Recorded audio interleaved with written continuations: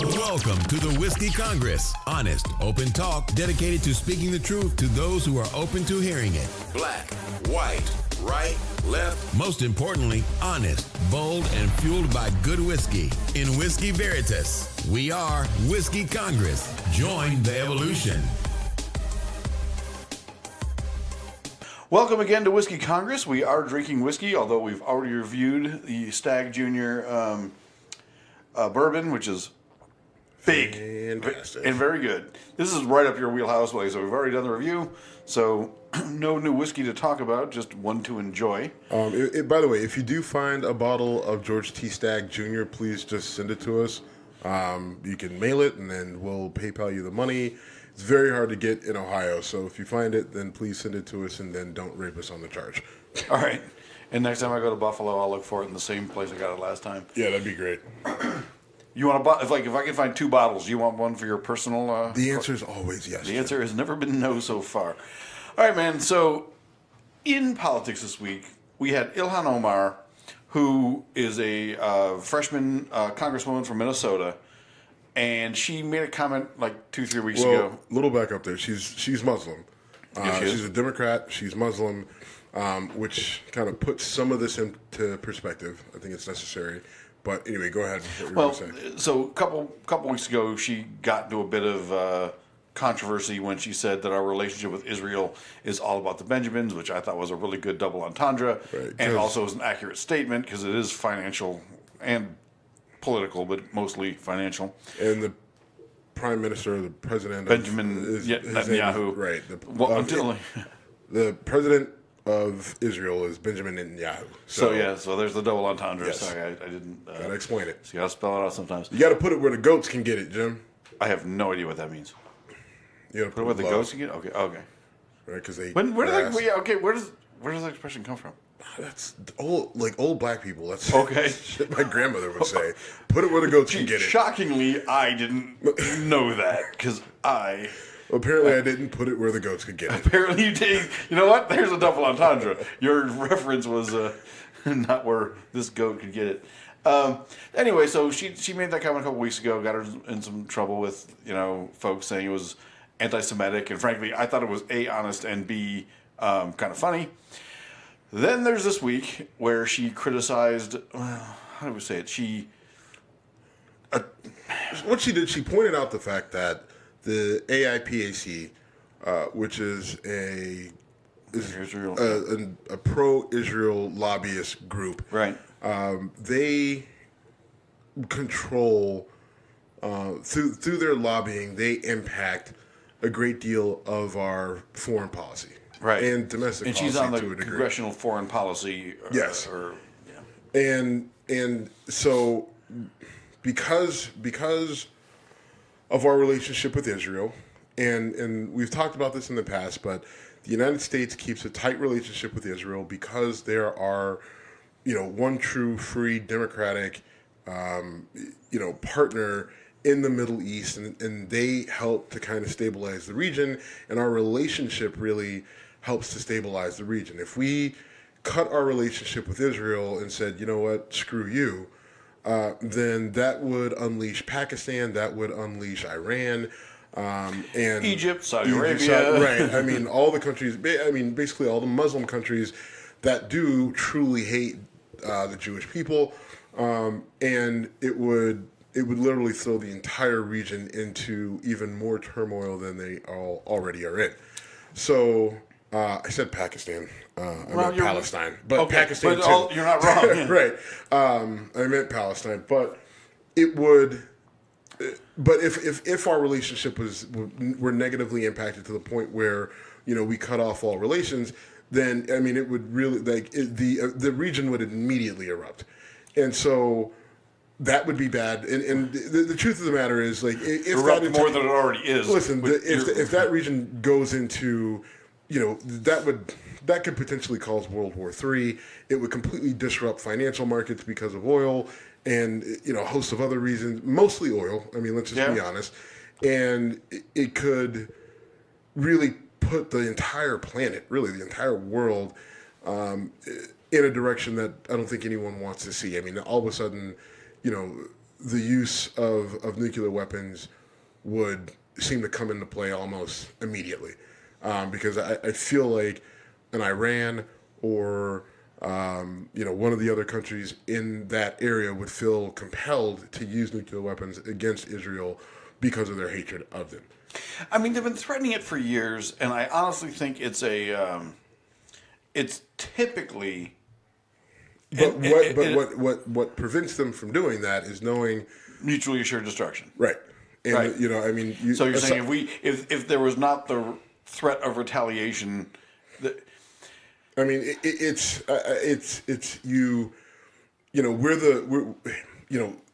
Israel's standing there, and they're that annoying yapping dog that is driving the mid-sized dogs crazy on the other side of the fence. But behind the annoying yapping dog is the United States, which is a Rottweiler, a giant,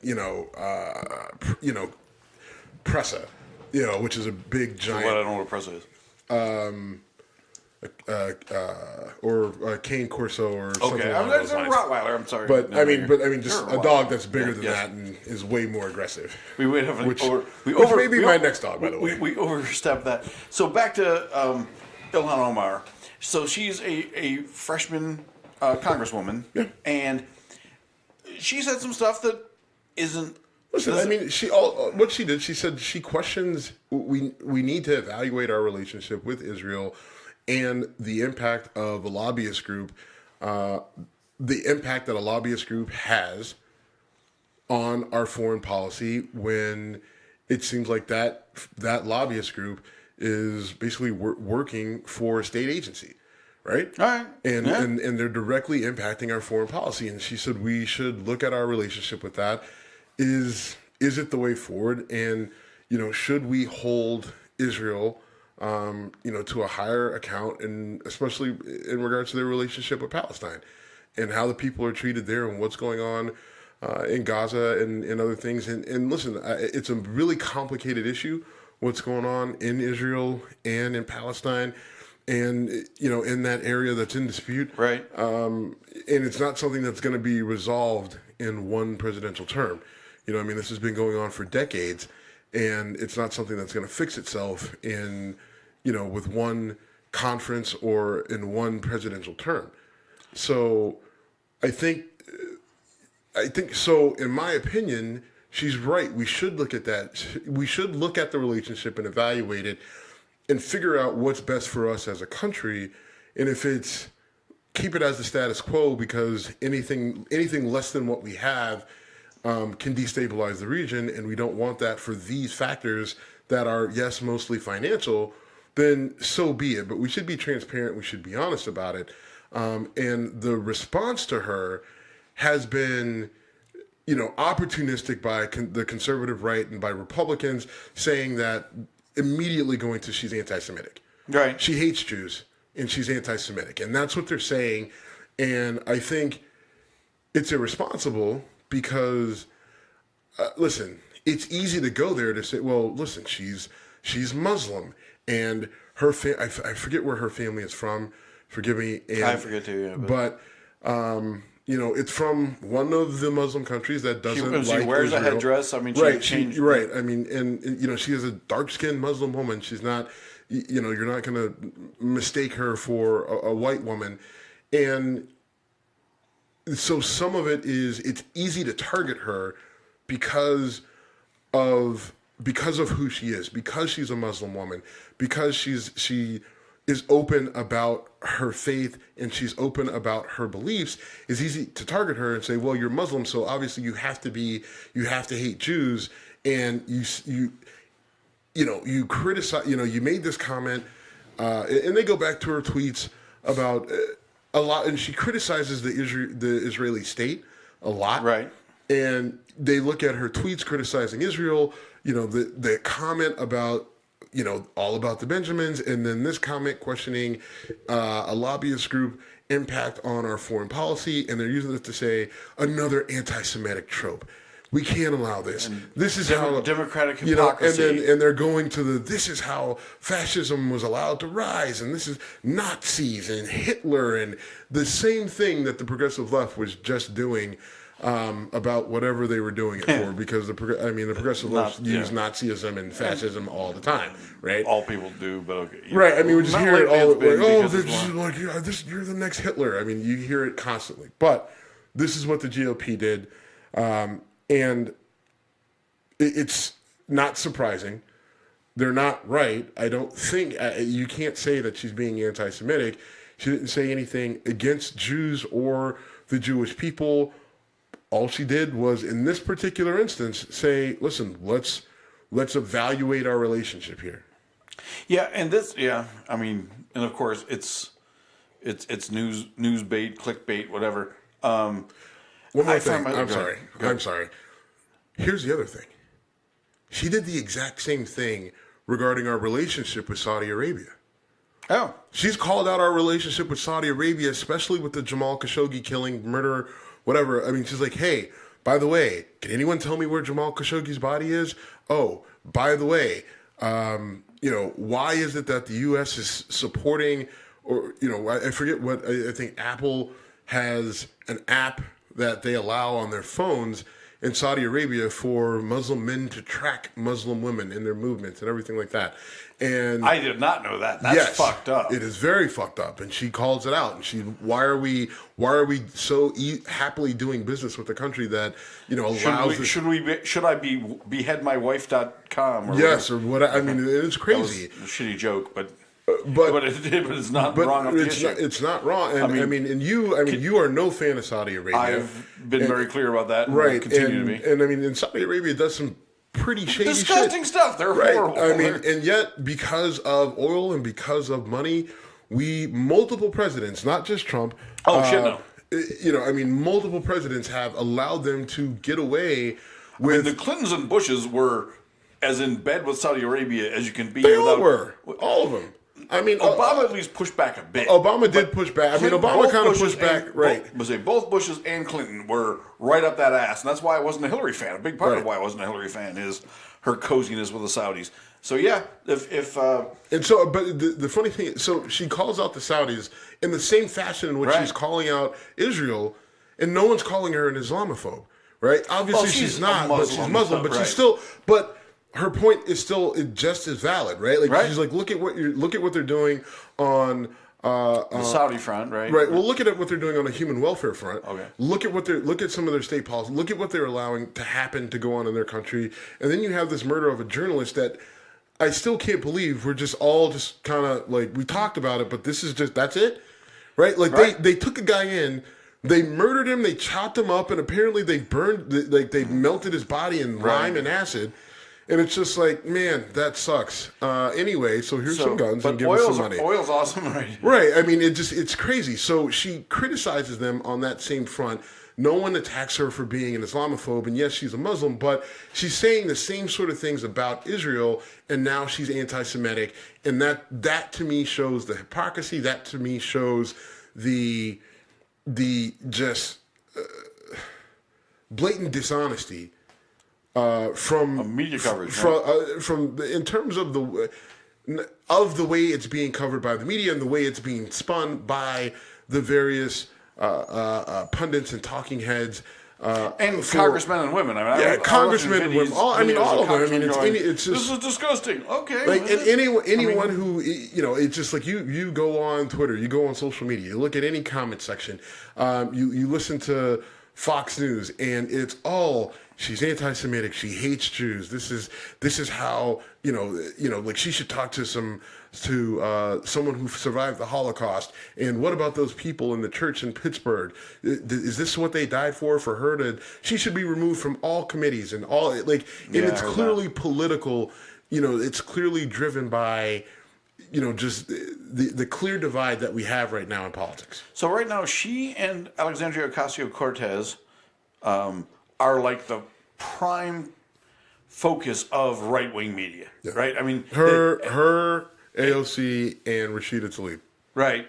And they've put up some bulletin board material, no doubt. Yeah, AOC does on a pretty consistent basis, and I've grown neutral on her. Yeah, so you've been up and down on this one. I'll just call myself neutral on her. I'm not a huge fan because I do like her mouth goes maybe a little faster than her brain can keep up right now. And she's young. She's the youngest member of Congress. She's 28. Ever, right? I believe so, yes. She's only 28 years old. I mean, the girl's she's got the pedigree from a schooling standpoint, but she was a bartender, and now you go from slinging drinks to slinging legislation. It's it's a hell of a jump. I actually think that's awesome, though. But I do too, and it's kind of that's kind of what Congress is supposed to be. You go in, every man walks in, speaks for the people, and then you step out, you re-enter society, then other people do it. It really wasn't supposed to be a career track sort of thing. It will obviously be probably a career thing for her.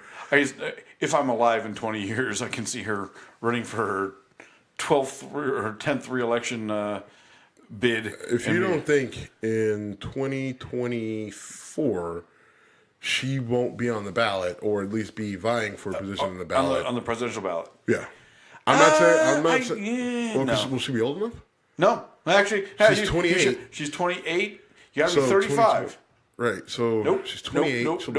34. Nope. So she'll have to wait till 2028. Okay. All right.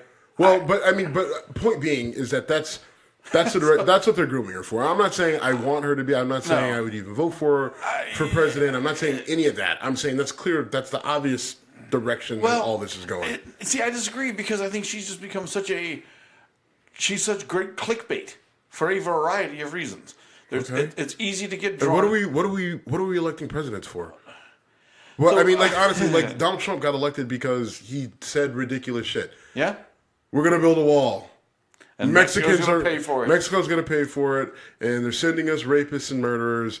And I could shoot somebody on Fifth Avenue, and I tell it like it is. And all that other shit, right? He got elected because he was good at rallies, he was able to put his thumb right on the pulse of middle-aged, pissed-off white guy, right? And he did it, and he did it over and over and over again, and they loved it. And Hillary Clinton sat on her ass, didn't do what she was supposed to do, didn't spend what she was supposed to spend, and she lost a fucking election that was basically hand-wrapped and handed to her.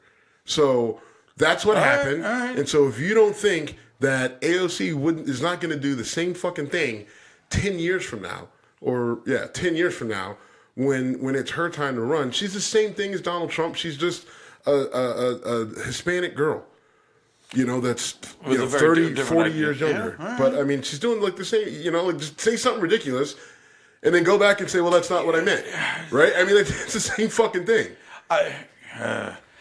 She's just saying the ridiculous things she's saying. You didn't like what Trump was saying, but it's the same thing, and there were people who did, and so they voted for him. All right. I don't think I like everything she says, but there's people. You don't have to, but there are people who didn't. there are plenty of people who didn't like the fact that Trump slept with Stormy. You said tramp. Right. Going to Stormy Daniels, who I do not believe is a tramp. I believe she is a fine woman, but she's still working in a noble profession. She refuses to come back to the state of Ohio, and I understand why. Hashtag bring back Stormy. I Brother, tried. let's jump. You did try. You tried on her fucking Twitter account. No, I did on Instagram. I tried. Instagram. I slid in her DMs. My fault. It's like, hey, come back to Ohio. You never got a response, did you? I did not. Damn it. Did not. All right. So let's just enough national politics for a moment. Let's talk. Former officer Nauman Raja was convicted of murder in the killing of Cory Jones in Florida. It is the first time a police officer has been convicted in a fatal shooting. I think it's in 16 years. In the state of Florida. Ever? In the state of Florida. In the state of Florida since ever? No, there was one. It was 2003. I thought was the last one. No. There was. It was a long time before that. It was in the late 80s, early 90s, which that one ended up getting thrown out. Okay. He was convicted, and then another judge came back and said, "No." So this is a weird set of circumstances because Cory Jones, his vehicle had broken down. He's on the side. He's on a highway. He was a legal, handgun owner and was carrying a handgun. And an officer in plain clothes, in a unmarked vehicle, pulls up and comes out. Well, and he thought he was let's parse it. All right. paint a better picture. Paint away. So Cory Jones is pulled over on the side of the road. His SUV had broken down. In the back of the SUV, he has $10,000 worth of drums, right? And they're in Palm Springs or wherever they are in Florida. Right. He is a legal gun owner. He has the gun on him. Officer Raja, who, like you said, is in plain clothes in a unmarked van, comes up the wrong way on an on-ramp where Cory Jones had pulled off. Right? Like, so Cory Jones is going down the ramp, car breaks down, he pulls over to the side. Raja comes up the wrong way on that ramp and then kind of cuts off Raja's vehicle, or cuts off Cory Jones's vehicle, and gets out. And there's a tape because Cory Jones had called, AAA or his insurance or whatever to say he was broken down. And so he was on the phone, which is kind of like the scene from Horrible Bosses, but he's on the phone with the company. And the officer gets out and says, "Are you good?" Cory Jones says, "Yeah, I'm good." And then the officer says something else, it came across as very sort of aggressive. And so at that point, it seems like Jones thought that this guy may be trying to rob him. So he pulls his gun. And then Raja pulls his gun, shoots him. Cory Jones runs, apparently throws his gun away, and Raja continues to shoot him and shoots him in the back, and ends up killing him. And the fatal shot went through his heart, and that's how it went down. And Raja says that Cory Jones pulls the gun on him. He at that point thought his life was in danger, and his attorneys fought for stand your ground, which are like, no, you were the aggressor. Stand your ground doesn't work that way. Which, okay, then why the fuck is George Zimmerman walking around? But whole other thing. Let's not do that again. No, we won't. And so, but he ends up being found guilty, and because there were a number of things he did wrong, right? Like you're out of off duty, right? Off duty, out of uniform. Whether he's on duty or not, I'm not sure. But I believe the proper protocol would be for him to call a marked car to come and help the guy.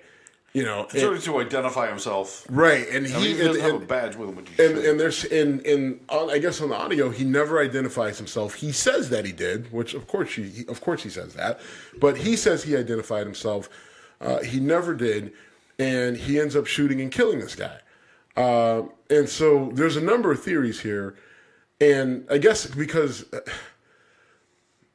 question is, Cory Jones pulls the gun. And then Raja starts shooting. Cory Jones turns and runs, throws the gun. Why? Right? Cory Jones pulls the gun. Why not use the gun if you really thought that you were being robbed? Which I believe that he thought he was being robbed. So the theory is that maybe Cory Jones actually never pulled the gun. And the gun ended up on the side of the road. Yeah, Raja pulled his gun first. He ran, gets shot in the back. Raja looks through his personal belongings, finds the gun, and then throws it. Now, who knows? Because and also Raja didn't call it in until a number of minutes after, right? Because they have the call from the tow truck company, and then they have when he placed his call, right? So that's where he's really kind of getting fucked here. Because at least in his mind, right? Because it's just like, the guy was on the phone and it's being recorded, and you have all this stuff that goes down, and then his call goes into the police like, hey, I just shot somebody, minutes after everything happened. So there's plenty of time for him to go and be like, oh shit, and then oh look, he's got a gun. I mean, we've seen video. We saw. Walter Scott's murder. Slager? Yeah. Literally walks up and drops his taser next to him and goes, yeah, he grabbed my taser, it's right there. So it is tough to know. But this is, all right, so the uniqueness of the situation is that the officer is convicted of murder, I think second-degree murder, and is going to jail for a long time. It's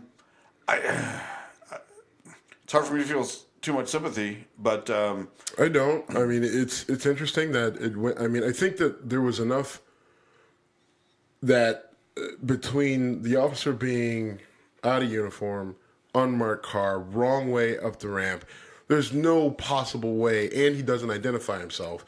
You know what you have on tape, and there's no how is this guy supposed to know that you're a cop?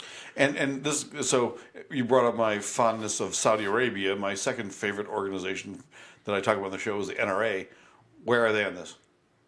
Why are they saying, hey, a lawful gun owner with a permit I haven't is gunned seen down in anything. the street? And I follow a couple people, Dana Loesch and Colin Noir. Colin Noir. There's our buddy Kevin. Kevin who? Oh, Kevin Dixie. Kevin Dixie. Thank you. He's Kevin Dixie is. Our buddy. He's a good guy. I have fun talking to him. He's actually reached out to me on some workout tips. Oh, okay. Cool. Again, we talked to him. I enjoyed talking to him. I held back a little bit and didn't, get it never got off the rails, but it was a good talk. And No, yeah. I like him. But okay, go ahead. Sorry. So maybe it'd be interesting to bring him back on for perspective. Although I don't think he's specifically an NRA spokesperson. But anyway.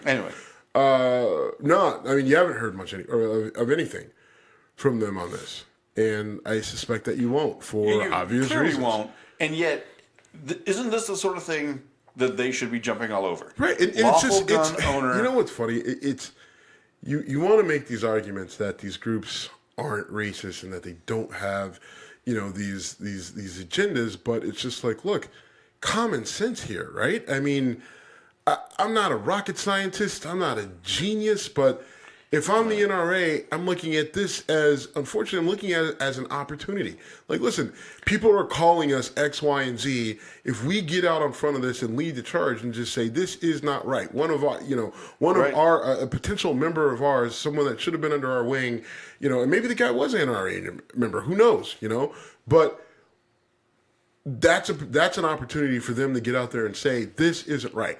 Like how can, we promote, responsible gun ownership, and we've got a responsible gun owner here who's trying to protect himself and gets murdered in the streets by state sanctioned, police execution. Right? Right? Like that's if this guy is on a ranch in Idaho and he's white as can be, he's Ruby Ridge or whatever, the NRA's all over that. Why aren't they? I've heard nothing from them. Right, and it's Ruby Ridge. I have it right. Yeah, we get what you're saying. All right. But it's interesting that they don't come out and they don't do that, and I feel like they lose an opportunity. And Colin Noir won't do it for whatever reason. Like he's made comments about Philando Castile, and he'll argue that, well, just because I don't say things the way you want me to say them, blah blah blah. And he gets really, really defensive and kind of like gets in his feelings about shit. So it's interesting how they just completely spin and avoid.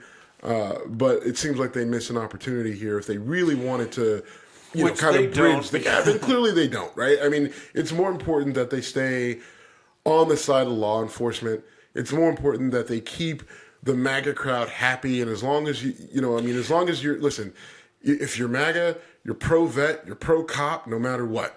A Special Forces Ranger and a sheriff could come down, kick your door in, and blow your wife's head off, but then you all high-five and say MAGA, right? It's fucking crazy, right? The way some of these people think, you would think that would be okay. Like, what the fuck would it take, for you to realize, like, it's just insane. Just the blind...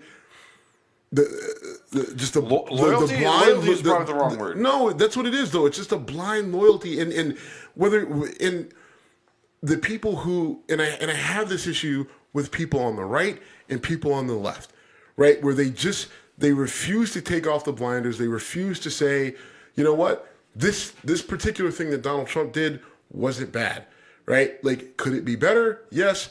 But kudos to him for taking that step, right? Yeah. On North Korea is a perfect example. Like, North Korea, right? Peace. I mean, he took a shot at it. We all knew it was probably going to go south. It's headed south, but hey, he took a shot at it. Criminal justice reform.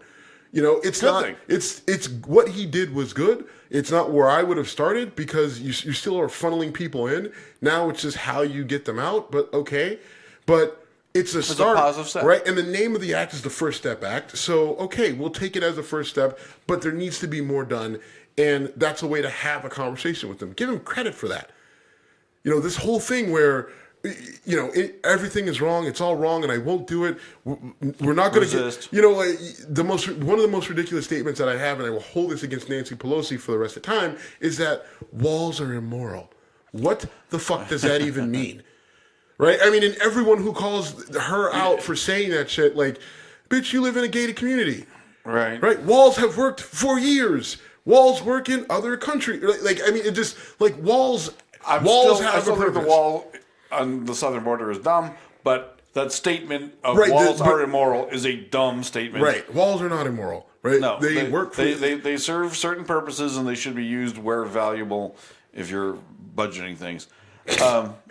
And so if you're budgeting things like your groceries or no, seriously, I mean, build a wall. Well, all right, I'm not going to go down this road because the stark contrast to Cory Jones's murder, murder. Now it's officially a murder. It's a murder in California was Stefan Cook, who was Clark. I'm sorry. Oh, Clark. Jeez, I wrote that and I can't even read it. Shot multiple times. While fleeing the police, carrying a cell phone, and the officers in the case are not going to be charged. You brought this to my attention. Was it Sacramento? Yeah, okay. Sacramento. And so, you have a situation where I think they said that he had possibly broken into some cars. They chased him.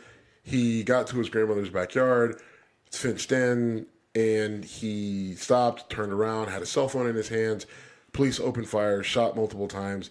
There was a big deal made about him being shot in the back, and I don't think you need to be a forensic expert to know. You take a shot to, the right shoulder or to the right side, it can spin you around, and then multiple shots. I think he was shot from multiple directions. Right. Yeah. I mean, so he got shot, and he probably spun and took one in the side and took one in the back. Not to discount it, but I mean that's it wasn't a situation. It wasn't a Walter Scott situation where he was shot while running away and caught on video doing so. Yes.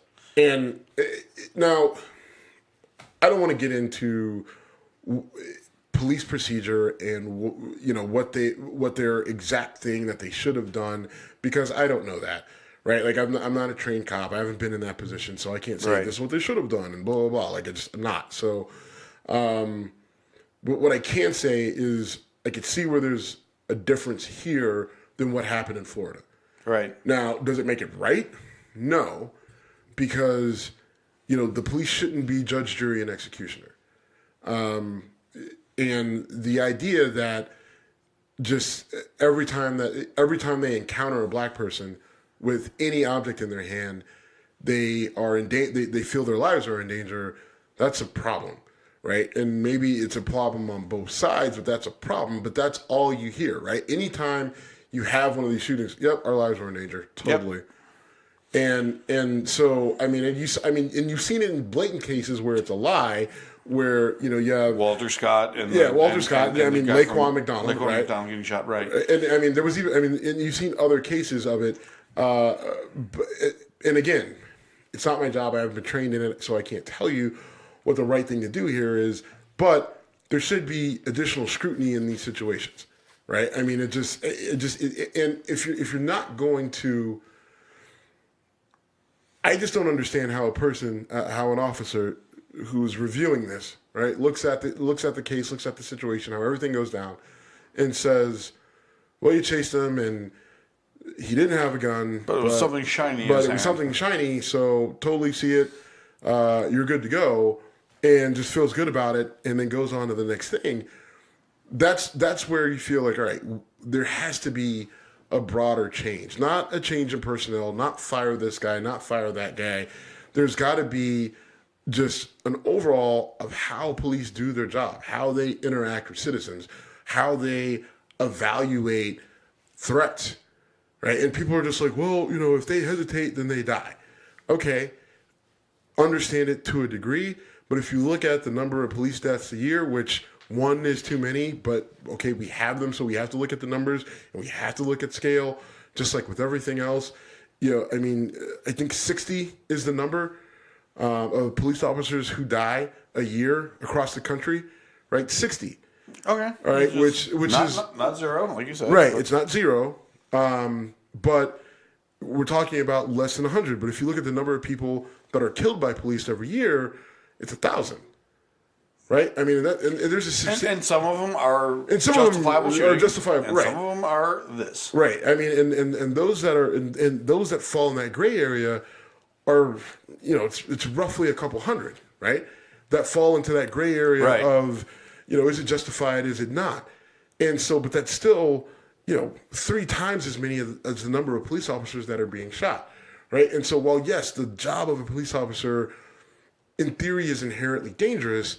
When you look at, now there's other things, right? I mean, because that's just the number of deaths, right? That doesn't include officers Right. that are just shot Or shot at. and things like that. So there's a bigger picture to look at here, but we have enough data to know that something has to change, right? How they do their job, how they evaluate threats, that has to change, and no one is anywhere near willing to get there. And I don't want to totally jump the tracks here, but bless you. But the officer who shot Tamir Rice, the police union in Cleveland is trying to get him reinstated as a cop. They're trying to get him reinstated, Jim. That's crazy.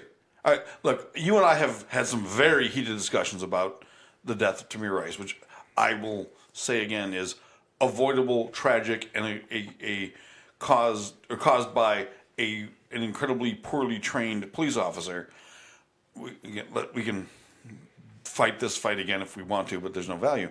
But the idea that we would fight to get this guy back on the job, clearly he's not a capable cop. And what cop would be comfortable having that guy as their partner? Or in the same fucking room. To walk in the same street as a guy who, again, I will not call him a murderer. I think he was poorly trained, and you and I have gone into really ugly conversations with this, and other folks have challenged me on this as well. I mean, listen, I am 99% sure that, yes, we had our disagreements on this, but the one person that we can rely on in terms of police, Mike Wood, backed me up on this. He did.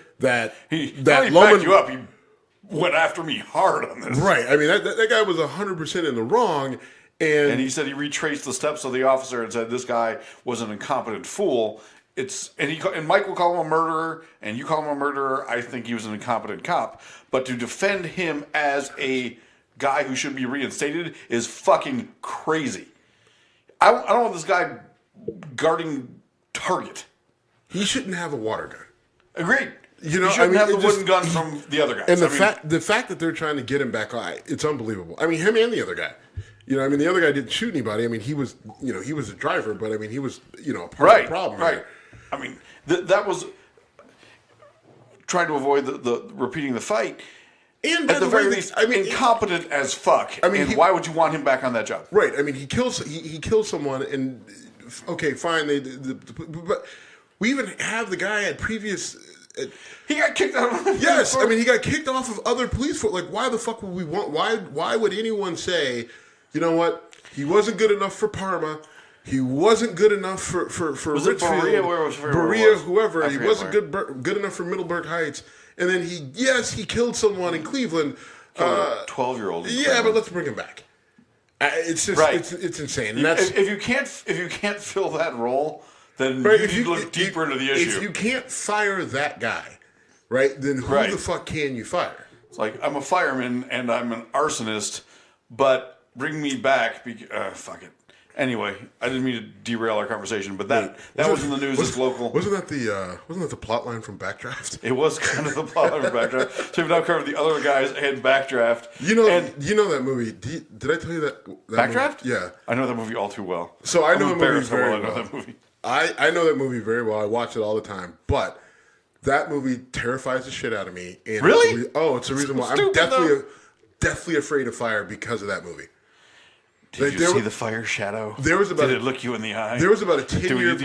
There was about a 10-year period where I would double tap doorknobs because I was like trying to what if top? So are you terrified somebody would take my shirt off to be like a what's it called? Scott Glenn had the That thing right there, I can't go with. Oh yeah, the plug thing. The plug from thing. where he got burned. Right. We've all come with plug thing. Oh my god. Yeah, that movie terrified. Well, I mean, so that movie scared. Let me burn. Let me explain. I saw the movie, right? It scared the shit out of me. And then when I was in high school, my family, we were victims of arson. No, I didn't know that. Yeah, it was like it actually really sucked. And so, Yeah. so then Not a lot of arson victims are like, Right. yeah, it was all right. Now, the fucked up part about it, I wasn't home when it happened. I was actually sleeping at a friend's house. My buddy Josh called you Seth Rogen. No, he said I sounded like Seth Rogen. He expected me to look like Seth Rogen. And thankfully, I do not look like Seth Rogen. But watch us on YouTube. I do not look like Seth Rogen. But yeah, I was sleeping at his house when it happened. It was a whole thing. So I had a weird thing with fire, and most of it is because of that movie and the fact that my house burned down as a young child. Okay, as a teenager. That is a reasonable thing. All right. Speaking of burning down, how about R. Kelly burning down in front of Gayle King?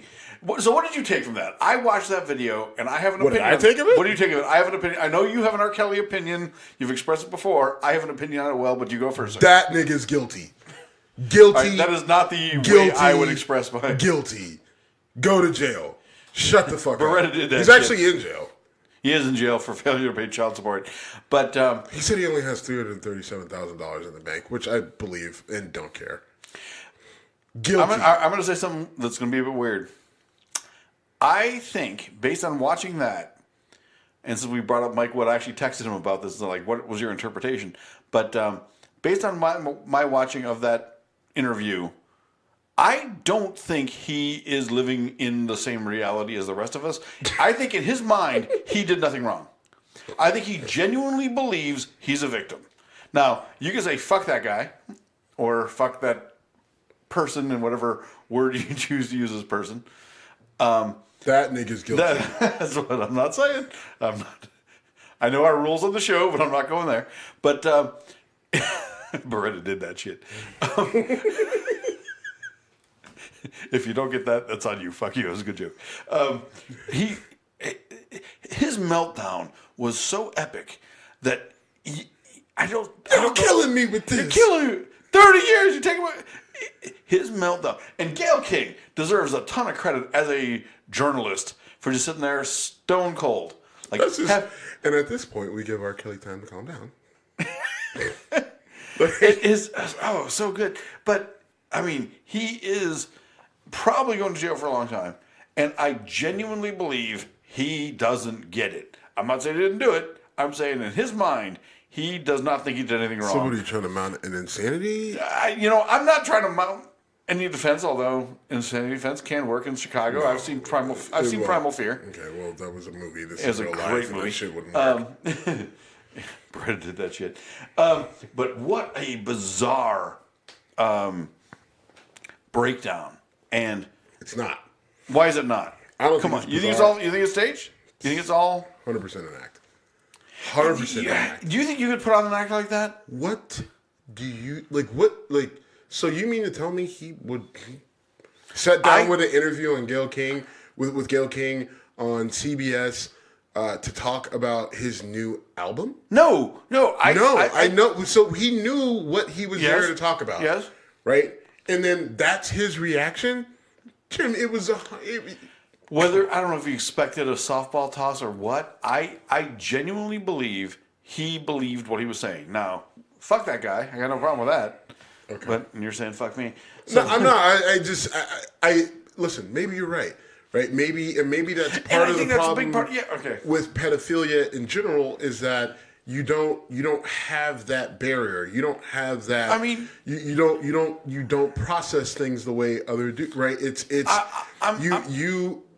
Where you know what? The sex that you have is offensive, right? It's the sex offense. It's offensive sex to everyone else with any sort of sensibility. And so to you don't have that barrier, that you don't have those lenses that show you why this is offensive. And maybe that's him. And yet and still, him. Oh yeah, guilty. That's not a defense. Yeah, I mean, look, he's going to go to jail for a long fucking time, and I know he better. I don't think I know anyone who is more aggressively. If he doesn't, I may go fucking Frank Castle on him. I like this is Frank Castle. the Punisher. Sorry. Oh, okay. Sorry, I forgot. If you go Travis Bickle, I would have gotten that. You know that one, right? Okay. Well, Travis Bickle, you got it? No? yes. No? Yes. Can we Taxi go on? driver, okay. Can we go on? Yes, we can. If listen, this guy. I'm being a dick right now. Like, and I've even listen. I've gone as far as to remove R. Kelly music from my catalog. Right, I have an extensive music catalog. As you know, we used to do iPod Shuffle Roulette. Jim's lack of knowledge of Right, and I've R&B, removed R. Kelly from it just because that's how passionately and I did it a long time ago. Right, and the reason is just that the signs were there. There's plenty of red flags in this. And what frustrates me is that in the black community, people are like, "Oh, people are just doing this to R. Kelly just trying to take another black man down." Like, no, this black man is raping our babies. He's raping our daughters. Right? I mean, listen, when I lived in Chicago, my sister came and moved with me. She didn't move with me, but she moved to Chicago while I was there because I was there. Right? Like, she wanted to get out of Youngstown, so she moved to Chicago. And she just wanted a different experience.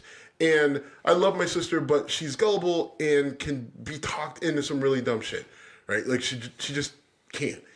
And part of the reason I'm so passionate, my sister, at a younger age, I could easily see her getting sucked into some bullshit with a guy like him, right? Like she's easily enamored by money, and he's tall, and he's talented and handsome, which a lot of people would be, wooed by him. He's charismatic. I mean, the guy made hit after hit after hit for 20 fucking years.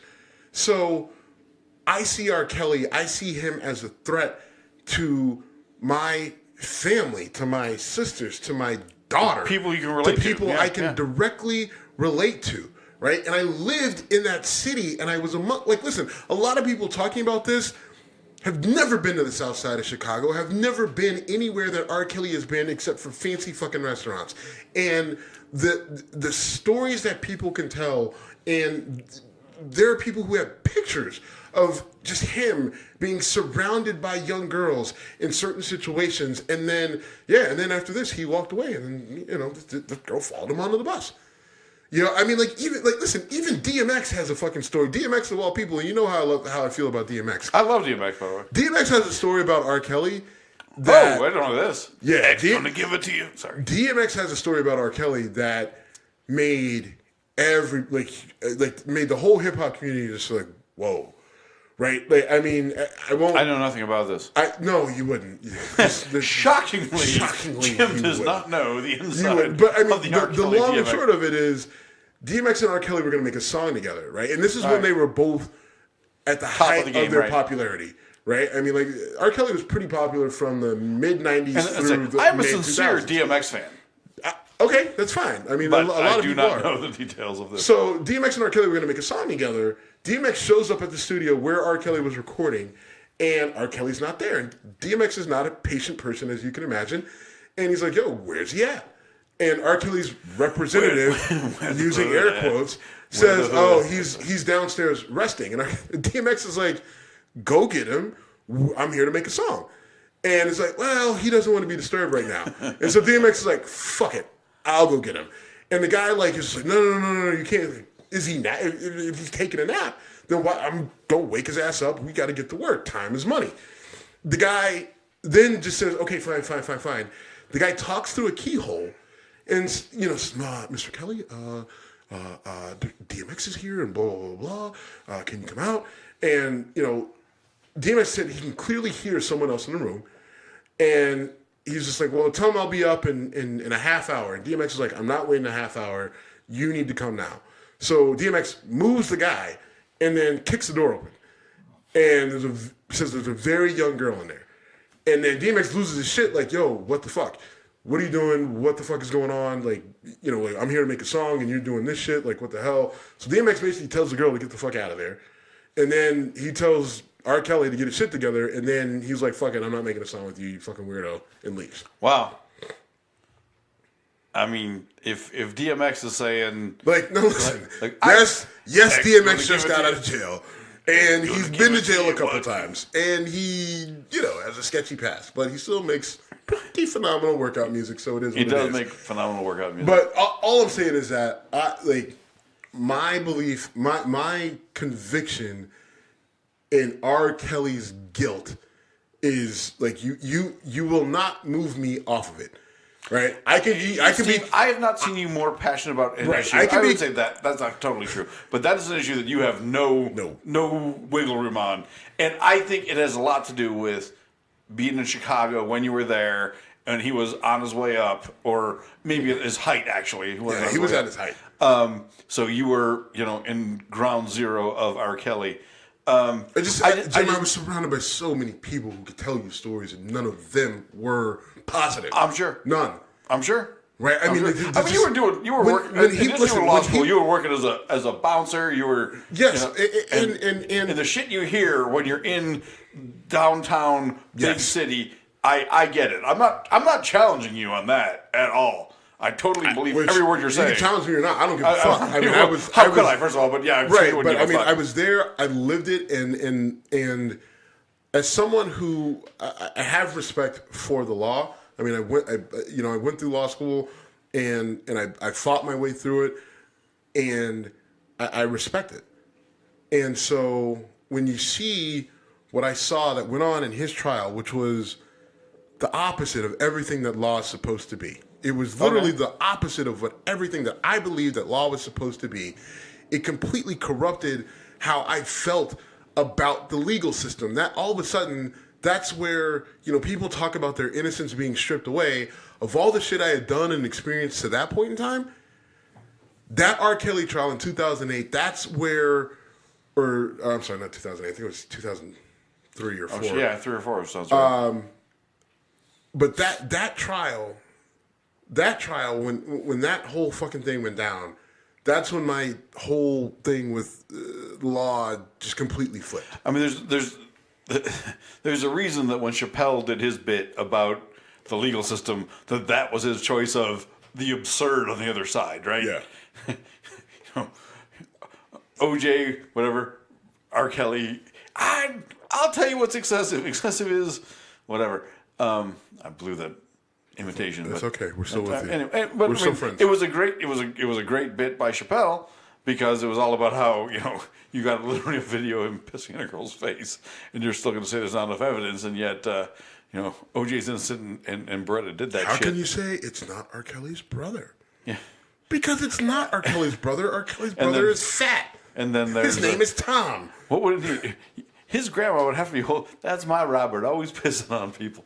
All right, let's shut this down. Let's do a bonus episode. So right. You want to do that? Yep. So, good doctor. We are at Whiskey Congress on all social media. We've been drinking Stag Junior bourbon. We'll continue to do that. We've got some more lighthearted stuff to talk about. We'll come up on another episode. Thank you for listening. Jim at Whiskey Congress, Steve at Whiskey Congress. If you want to email us, thank you.